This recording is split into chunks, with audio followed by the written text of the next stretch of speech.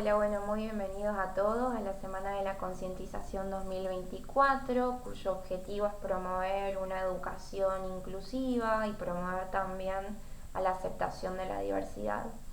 Teniendo en cuenta que justamente el fin es poder crear a partir de estos espacios una sociedad más inclusiva, brindándonos herramientas mutuamente, me parece oportuno poder realizar mi presentación personal, además también dar a conocer cuál es el título del tema a exponer en lengua de señas argentina, teniendo en cuenta que quizás del otro lado pueda haber alguna persona con hipoacusia que quiera acceder a este tipo de material. Obviamente pueden contactarse conmigo y después se los puedo enviar de manera escrita para que lo puedan leer. Yo no voy a realizar toda la exposición en lengua de señas porque no cuento con todas las herramientas. Hoy en día la inclusión sigue siendo un desafío para todos, pero me parece que por algo hay que empezar. Entonces, al menos hacer un fragmento de esta exposición en lengua de señas me parece una buena oportunidad. Ahora bien, para comenzar, hola, buenas tardes, mi nombre es Diana, mi apellido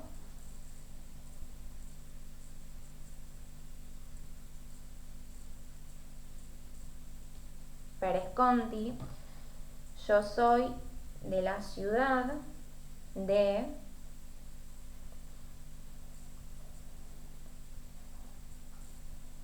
Concordia, mi provincia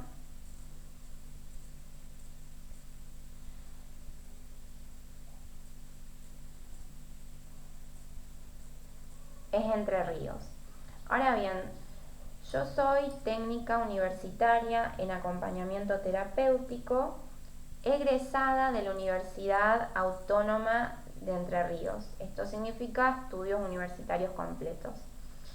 Ahora bien, los acompañantes terapéuticos somos profesionales del área de la salud mental y discapacidad.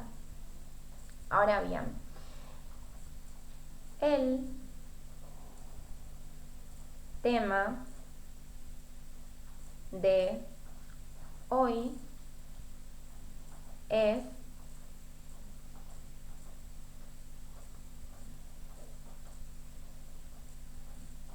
autismo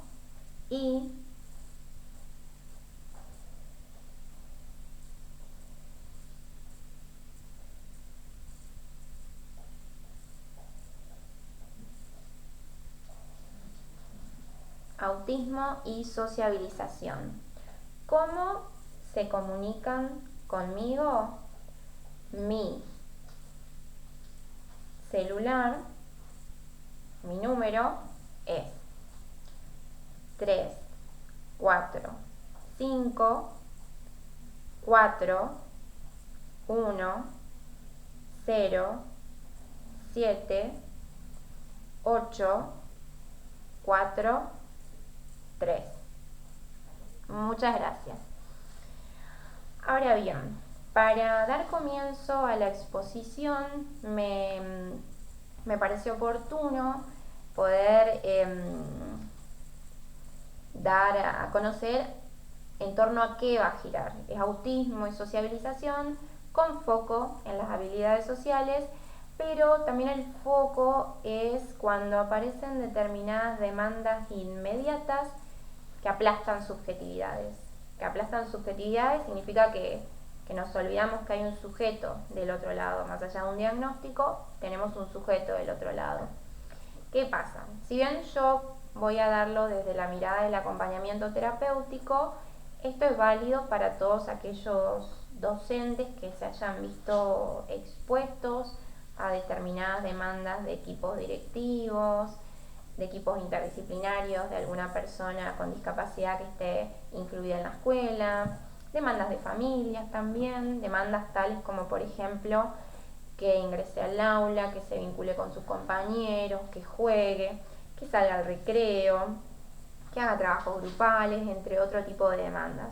Obviamente cabe aclarar que estas demandas en realidad no tienen que ver con una cuestión de querer imponer o con una cuestión de una mala intención, sino que están vinculadas obviamente en principio al desconocimiento en cuanto a cómo llevar a cabo la inclusión y las herramientas que se necesitan, y por otro lado porque estamos en una sociedad en donde obviamente hay como un determinado parámetro de lo esperable a los chicos a cierta edad.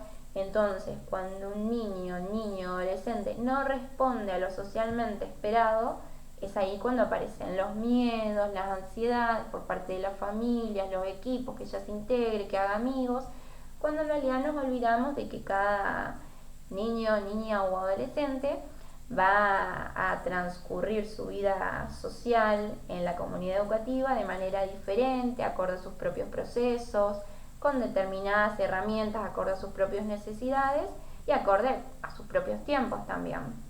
Ahora bien, cuando hablamos particularmente de autismo, una de las áreas que se ve afectada es el área de la interacción social, que es acá cuando se pueden presentar desafíos justamente en lo que es el desarrollo de la sociabilización en la escuela.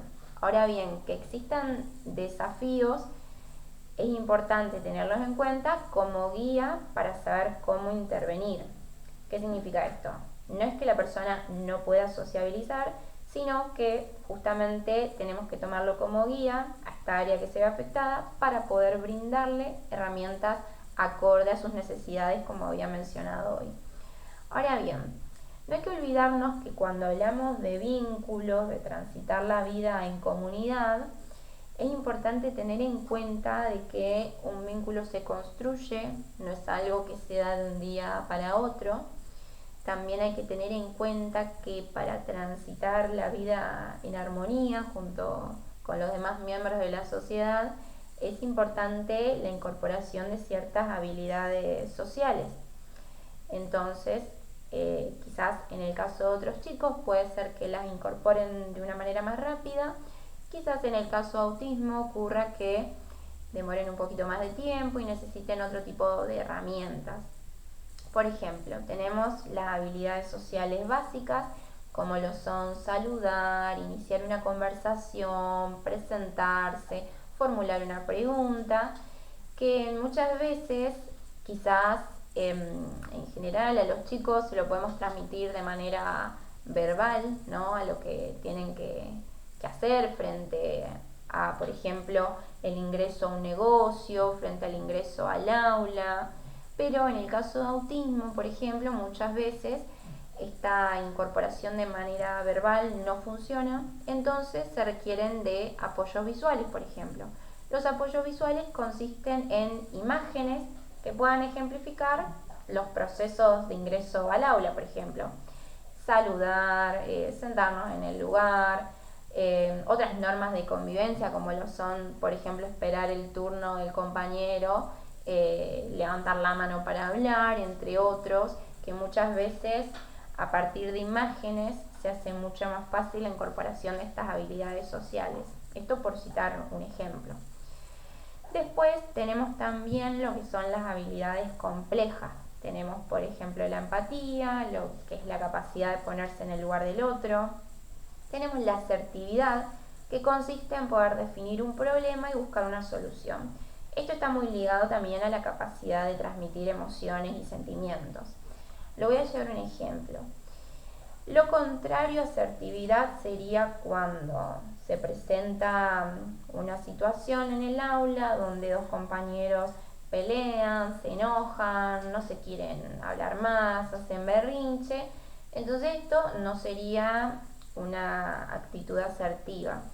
Pero, en cambio, tener una actitud asertiva consistiría en que estos dos chicos puedan juntarse a hablar, puedan transmitir qué es lo que le hirió al otro y poder pedirse disculpas, es decir, buscar una solución.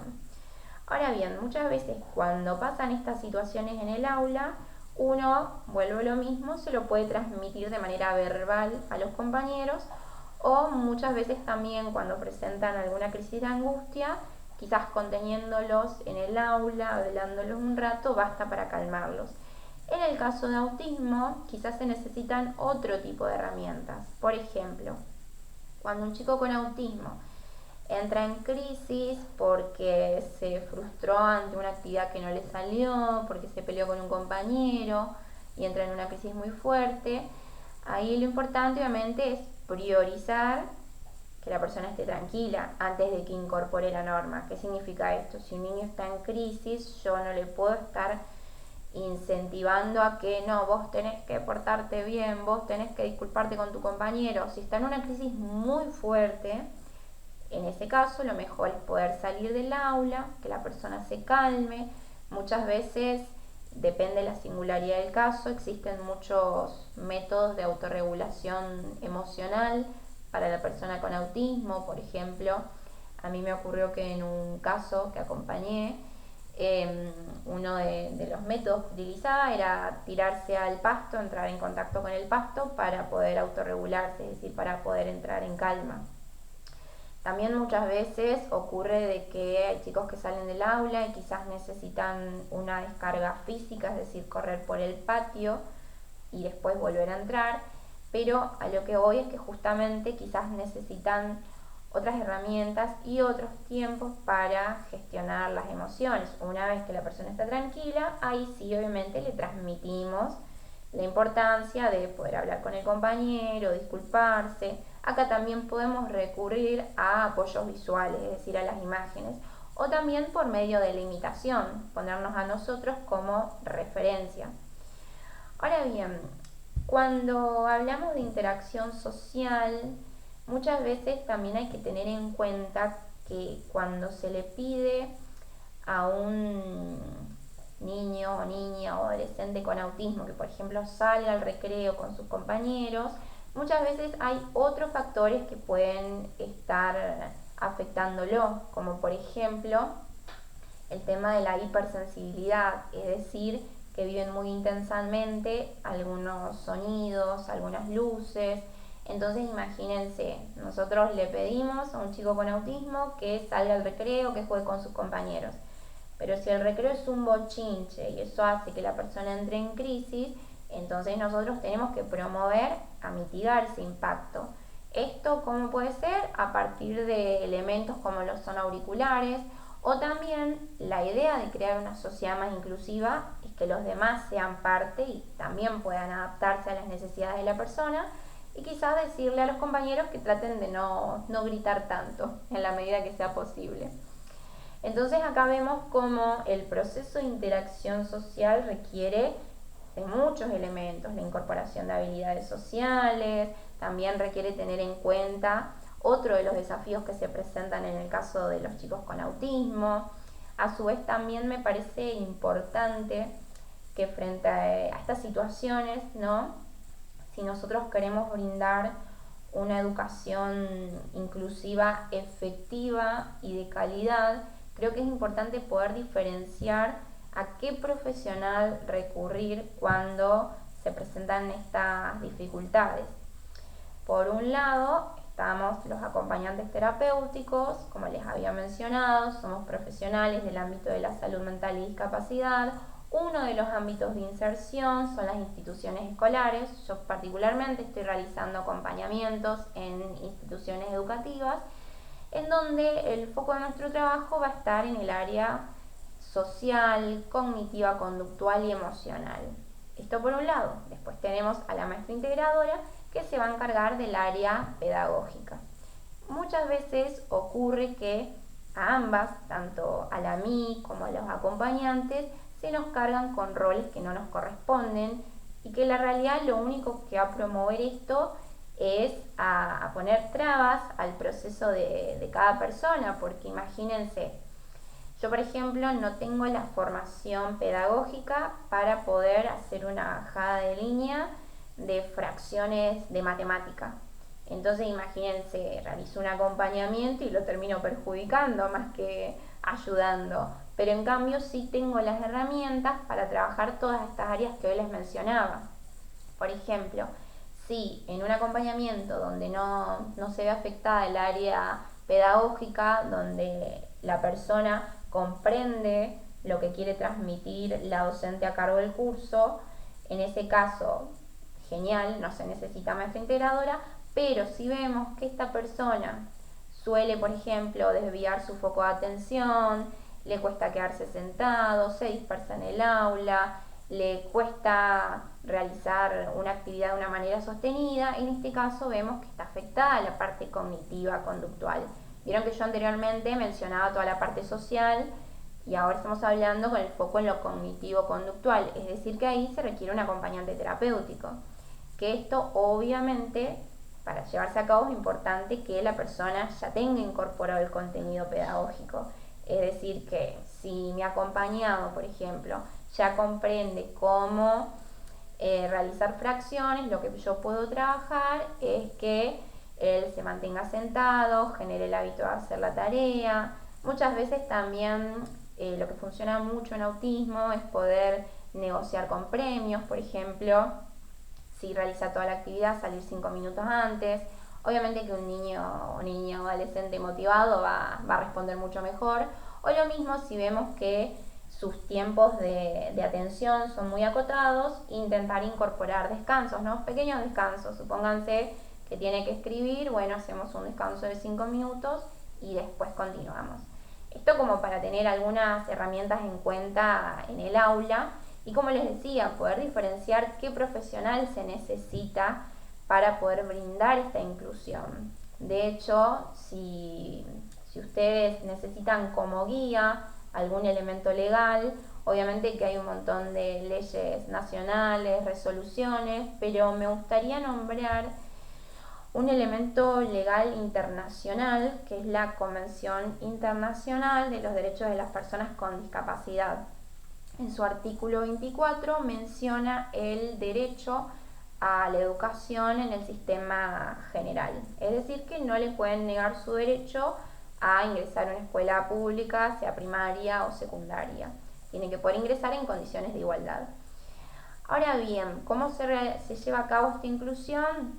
A partir de 3 elementos. Por un lado tenemos la accesibilidad arquitectónica, que esto tiene que ver, por ejemplo, cuando estamos frente a alguna persona con discapacidad física que está en silla de ruedas, poder que el edificio pueda tener rampas para que pueda ingresar.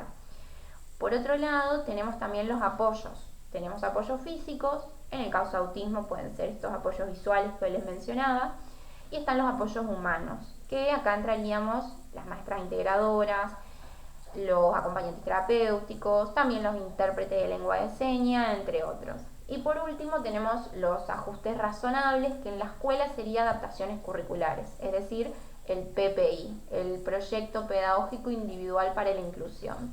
Pero yo no voy a ahondar en estos elementos, se los menciono para que ustedes puedan tener como guía a ver qué elementos necesitamos para poder brindar esta inclusión de calidad.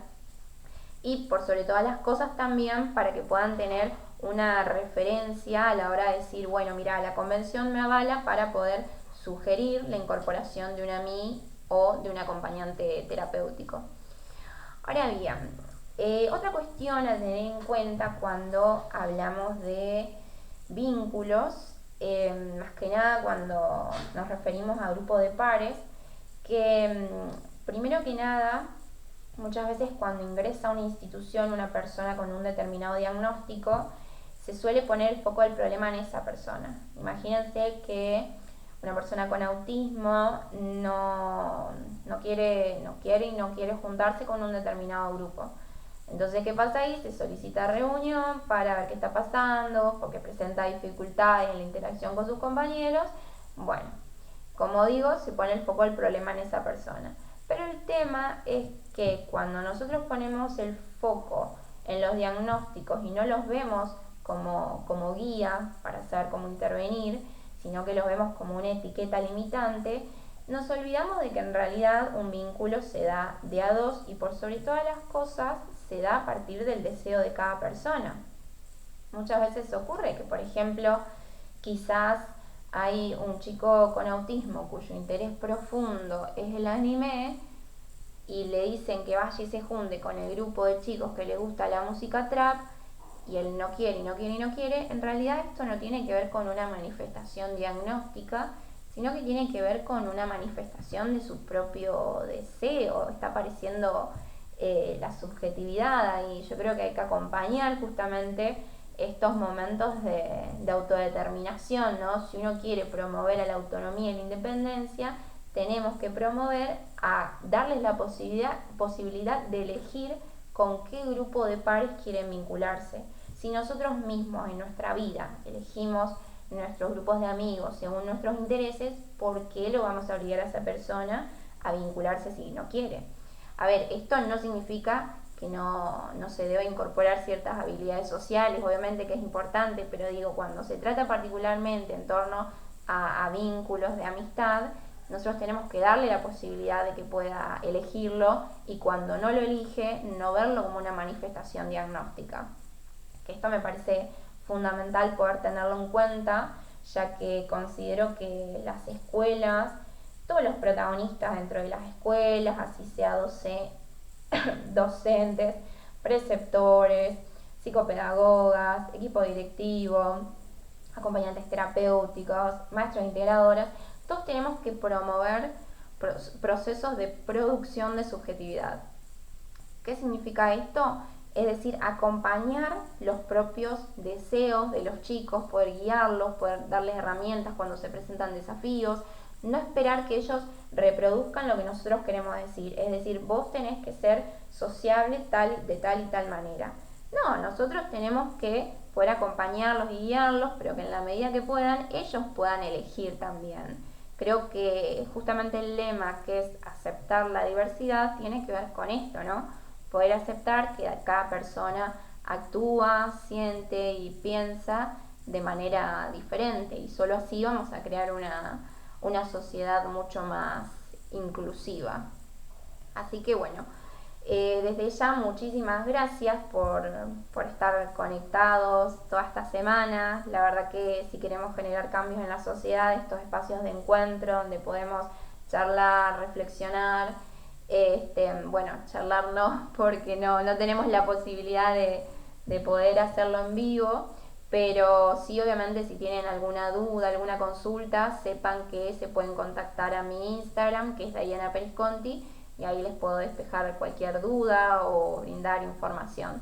Y desde ya, muchas gracias a la asociación que dio acceso a que se pueda dar esta posibilidad de la Semana de la Concientización. La verdad que celebro todas aquellas agrupaciones que promueven justamente a poder hablar de inclusión. Así que bueno, muchísimas gracias. Espero que todos tengan un muy buen fin de semana.